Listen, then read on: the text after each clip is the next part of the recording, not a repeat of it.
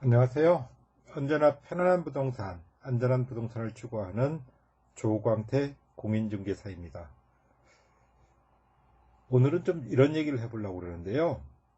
가끔 집주인이 집을 전세를 주면서 나중에 그 집을 또 다른 사람에게 매매할 계획을 가지고 있는 그런 경우에 대해서 말씀을 드리려고 그래요. 당장 매매를 하면 좋지만 매매가 잘 되기가 어렵죠. 그런 경우에는 먼저 집을 전세를 줘서 자금을 융통해서 쓰고, 그러면서 시간적인 여유를 가지고 그 집을 매매하게 되는 그런 경우들이 흔히 발생하는데요. 이런 경우에 보통 그 임대인이 임차인에게 요구하는 것이 한 가지 있습니다. 뭐냐면 누군가 집을 보러 오면 집 보여주기에 협조를 해달라는 거죠.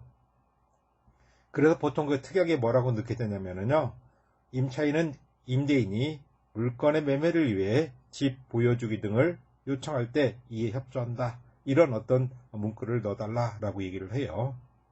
임차인 입장에서 생각을 해보면 어차피 임대인이 바뀌더라도 임대차 계약은 그대로 승계가 되거든요. 그래서 크게 문제가 없겠다 싶어가지고 그대로 그 특약 내용을 받아들이는 그런 경우들이 많이 있습니다. 근데 여기서 한 가지 꼭 알아두셔야 될 점이 있어요. 만약에 내가 그 집에서 2년을 살고 계약갱신권을 요구해서 다시 2년을 더 살겠다 하는 경우에는 있잖아요. 좀 생각을 해보셔야 됩니다.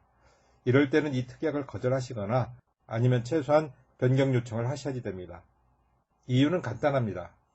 왜냐하면 계약 후에 집이 매매됐다고 가정을 해볼게요. 새로 들어온 집주인이 임대기간 만료 6개월 전에서 2개월 전 사이에 임차인에게 저희 이 집 계약갱신 거절합니다 라고 통지를 하게 되면은요, 임차인은 그 집을 비워주셔야 하기 때문에 그래요. 작년, 그러니까 2022년 12월 19일에 그 대법원에 판례가 나왔는데요.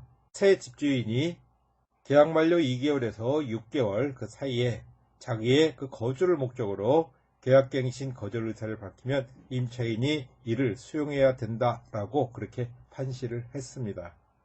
요즘 집값이 별로 잘 오르질 않죠. 그러면 집을 사는 사람은 대개 갭 투자보다는 자기가 실제로 거주하기 위한 그런 목적일 가능성이 매우 높아요. 따라서 내가 사는 집이 내가 살고 있는 동안에 매매가 됐다 하면 아마 그 집을 산 사람은 실제 거주를 하고 싶어서 그랬을 겁니다. 결국 내가 집을 비워주게 되는 거죠. 그런데 지금 내가 임대계약을 하면서 임대인이 요구하는 대로 집 보여주기에 내가 협조하겠다는 것은 스스로 계약갱신권을 포기하게 되는 것과 다름없게 될 그런 가능성이 높거든요.